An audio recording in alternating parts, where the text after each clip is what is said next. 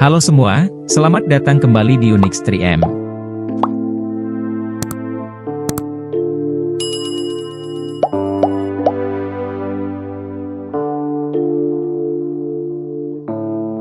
Transnistria, atau ada juga yang menyebutnya sebagai Pridnestrovie, adalah sebuah negara yang tidak diakui secara internasional, dan masih dianggap sebagai bagian dari Moldova. Bukan hanya tidak diakui, nama negara ini bahkan masih terdengar asing bagi kebanyakan orang. Negara Transnistria hanya memiliki wilayah sekitar 4.163 km persegi. Negara ini menguasai sebagian besar wilayah sempit antara Sungai Dniester dan perbatasan Moldova-Ukraina.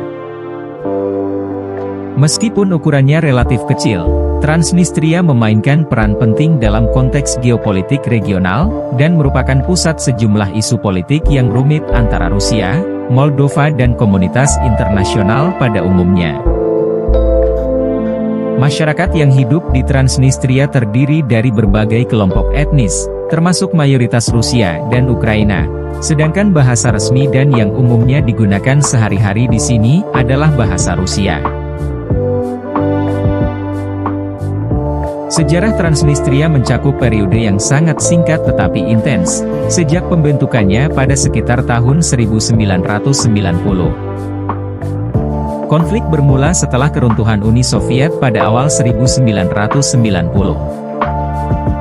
Pada saat itu, negara Moldova memperoleh kemerdekaan dan menyatakan niatnya untuk bersatu dengan Rumania.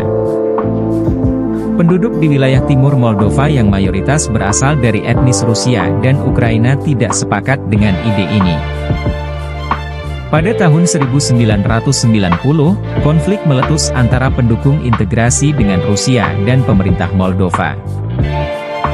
Ini mengarah pada cikal bakal pendirian Republik Moldova Transnistria pada tahun 1990, yang kemudian menyusul dengan deklarasi kemerdekaannya dari Moldova pada tahun 1992.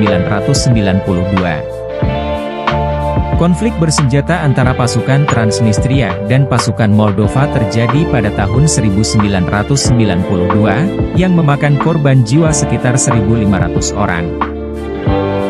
Konflik ini berakhir dengan gencatan senjata dan pembentukan zona keamanan yang memisahkan kedua pihak.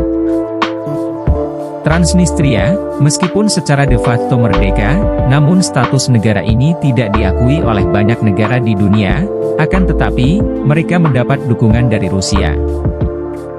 Transnistria memiliki keterikatan historis dan budaya yang kuat dengan Rusia, dan keberadaan pasukan perdamaian Rusia di wilayah ini menambah dimensi geopolitik yang kompleks. Hingga saat ini, status Transnistria tetap kontroversial. Meskipun memiliki kontrol de facto atas wilayahnya, Transnistria tidak diakui secara internasional sebagai negara merdeka. Upaya diplomasi dan perundingan antara berbagai pihak terus berlangsung untuk mencari solusi yang diterima oleh semua pihak yang terlibat. Setelah menyatakan merdeka dari Moldova meski tanpa pengakuan internasional, kehidupan di negara Transnistria terus berlangsung hingga hari ini. Transnistria kini dihuni oleh sekitar 500.000 jiwa. Pemerintahan Transnistria memiliki struktur presidensial, dan presiden adalah kepala negaranya. Negara kecil ini juga memiliki tentara sebagai garda terdepan pertahanan negara. Tercatat sekitar 5.000 pasukan militer yang mereka miliki.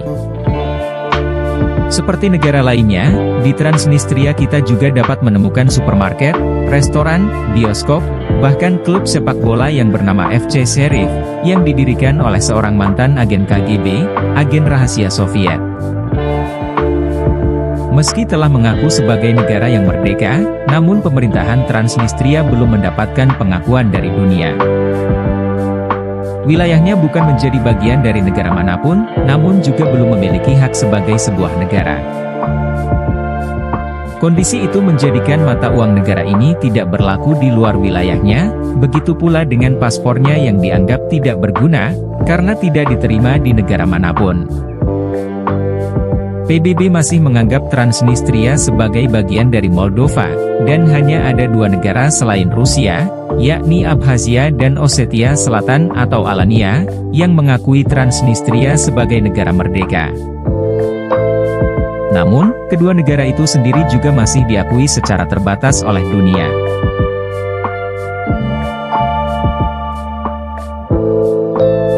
Meski demikian, Transnistria banyak didatangi wisatawan mancanegara, terutama mereka yang ingin menyelami sejarah dan merasakan perjalanan melintasi waktu ke masa lalu. Pengaruh Uni Soviet masih sangat terlihat dalam budaya, arsitektur, dan simbol-simbol yang ada di Transnistria. Monumen dan lambang-lambang Soviet seringkali mendominasi lanskap kota. Ketika berjalan di kota-kota di Transnistria, pengunjung masih dapat menemukan patung Lenin, pemimpin Uni Soviet hingga tahun 1924, juga masih banyak terpasang simbol-simbol kejayaan negara komunis itu. Tapi yang harus selalu diingat, pemerintah Transnistria hanya memberikan izin perjalanan bagi para turis maksimal selama 10 jam saja di negaranya.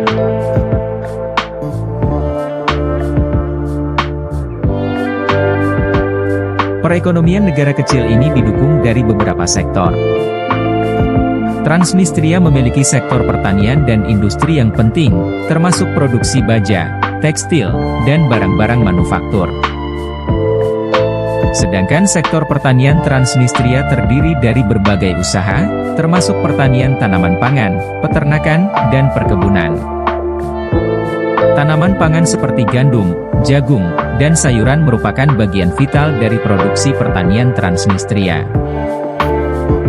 Isolasi internasional Transnistria memiliki dampak ekonominya. Terbatasnya akses ke pasar global dan investasi asing menjadi kendala, meskipun adanya dukungan ekonomi dari Rusia. Singkatnya, Transnistria merupakan sebuah negara yang tidak diakui secara internasional, muncul sebagai realitas yang kompleks dan kontroversial. Meski sudah merasa merdeka, namun mereka masih berjuang dalam bayang-bayang ketidakpastian politik, dan pengakuan global yang belum terwujud hingga hari ini.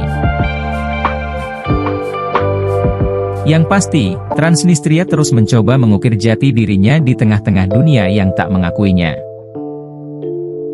Apakah Transnistria akan terus menjadi wilayah abu-abu, atau menemukan sinar kemerdekaan yang hakiki?